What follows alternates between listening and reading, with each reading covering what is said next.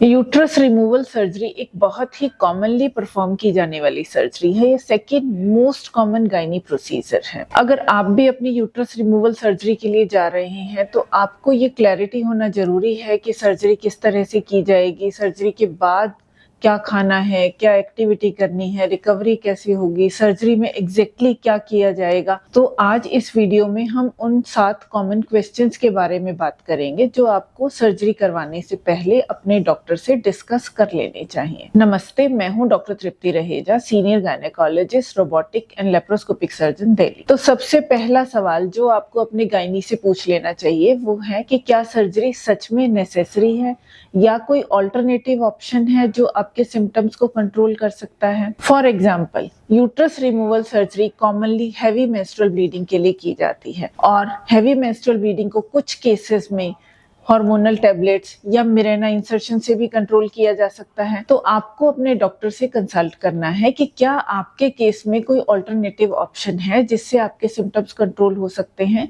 और अगर ऐसी ऑप्शन है तो उसके सक्सेसफुल होने का चांस कितना है। बेस्ड ऑन दिस आप डिसीजन ले सकती हैं कि आपको यूट्रस रिमूवल सर्जरी के लिए जाना है या आपको ऑल्टरनेटिव ट्रीटमेंट ट्राई करना है। सेकेंड क्वेश्चन जो आपको अपनी गायनी से डिस्कस करना है वो है कि आपकी यूट्रस रिमूवल सर्जरी किस टेक्निक से की जाएगी। यूट्रस रिमूवल सर्जरी 3 तरीकों से की जा सकती है: ओपन सर्जरी, लेप्रोस्कोपिक या रोबोटिक सर्जरी। ओपन सर्जरी में पेट पर बड़ा कट लगता है और पेशेंट को रिकवर करने में थोड़ा ज्यादा समय लगता है। लेप्रोस्कोपिक सर्जरी में पेट पर छोटे छोटे 3 या 4 कट्स लगते हैं जिसके थ्रू यूट्रस को निकाला जाता है और इसमें रिकवरी थोड़ी फास्ट होती है। रोबोटिक टेक्निक में भी पेट पर 3 से 4 छोटे छोटे कट्स लगते हैं, पर इसमें एडवांस रोबोटिक इक्विपमेंट्स का इस्तेमाल होता है जिसकी वजह से ब्लड लॉस काफी कम होता है। तो सर्जरी के बाद पेशेंट को वीकनेस और पेन बहुत ही कम होता है। तो आपको ये अपने डॉक्टर से डिस्कस कर लेना है कि आपकी सर्जरी किस टेक्निक से की जाएगी। मान लो आपके डॉक्टर ओपन टेक्निक से आपकी सर्जरी करना प्लान कर रही हैं, तो आपको ये डिस्कस करना है कि क्या लेप्रोस्कोपी या रोबोटिक टेक्निक से सर्जरी नहीं हो सकती, बिकॉज उसमें रिकवरी काफी फास्टर होती है। तीसरा सवाल जो आपको अपने डॉक्टर से डिस्कस करना चाहिए वो है कि क्या आपकी सर्जरी में यूट्रस के साथ ओवरीज को भी रिमूव किया जाएगा।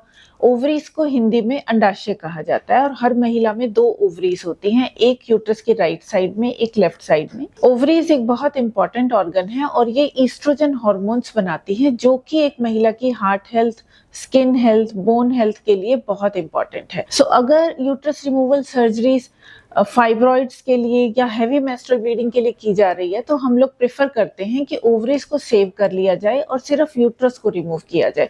पर कुछ केसेस में ओवरीज को रिमूव करना भी जरूरी हो जाता है, जैसे कि यूट्रस के कैंसर के केसेस में, या फिर ओवरी भी अगर डिजीज्ड है बिकॉज ऑफ एनी सिस्ट या एंडोमेट्रियोसिस, तो उन केसेस में ओवरीज को भी रिमूव किया जाता है। सो आप अपने डॉक्टर से ये जरूर क्लियर कर लें कि आपके केस में ओवरीज को कंजर्व किया जा रहा है या नहीं। फोर्थ इंपॉर्टेंट क्वेश्चन है कि अगर ओवरीज रिमूव की जा रही हैं तो इसका आपकी हेल्थ पर क्या असर पड़ेगा। अगर सिर्फ यूट्रस रिमूव किया जाता है तो आपके पीरियड्स आना तो बंद हो जाते हैं, पर आपके हार्मोन्स नेचुरली बनते रहते हैं और आपकी बॉडी पे किसी तरह का कोई बुरा असर सर्जरी का नहीं आता है। पर अगर आपकी ओवरीज भी रिमूव की जाती हैं तो आपको vaginal dryness, hot flashes, mood changes, weight gain जैसी समस्याएं आ सकती हैं।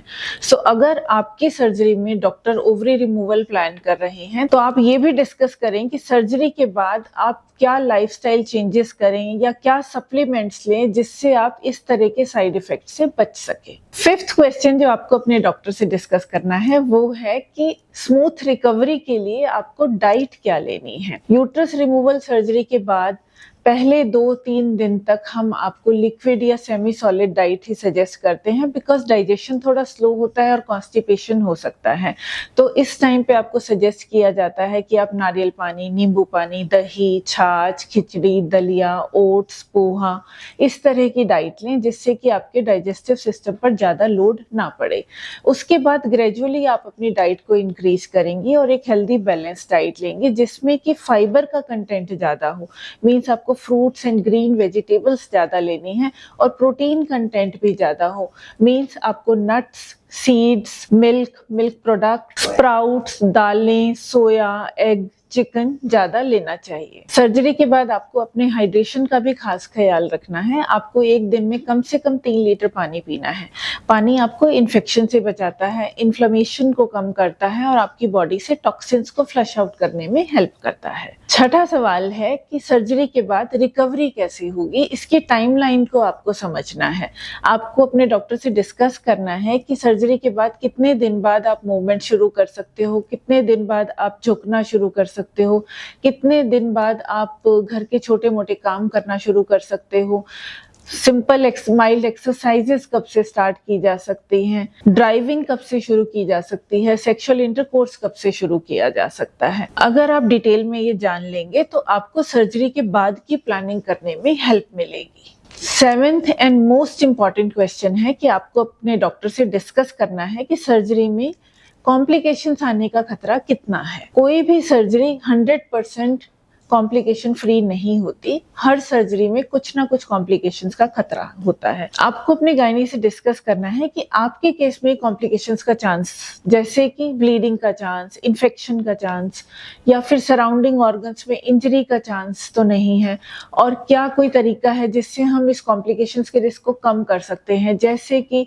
हम लेप्रोस्कोपी की बजाय रोबोटिक टेक्निक का इस्तेमाल करके क्या कॉम्प्लिकेशंस के रिस्क को कम कर सकते हैं। सेकेंडली, आपको ये जानना है कि जस्ट इन केस कॉम्प्लिकेशन होती है तो क्या हॉस्पिटल में प्रॉपर फैसिलिटीज हैं उस कॉम्प्लिकेशन को हैंडल करने के लिए। ICU care, emergency care, blood bank available होना चाहिए। तीसरा, आपको ये भी समझना है कि अगर कोई किसी तरह की कॉम्प्लिकेशन होती है तो उसको ठीक होने में, रिकवरी में कितना समय लगेगा और क्या आपकी फ्यूचर हेल्थ पे इसका कोई इम्पैक्ट पड़ेगा। अगर आपको ये वीडियो इंफॉर्मेटिव लगा तो आप अपने फैमिली और फ्रेंड्स के साथ इसे शेयर करें। मिलते हैं अगले वीडियो में। Thank you.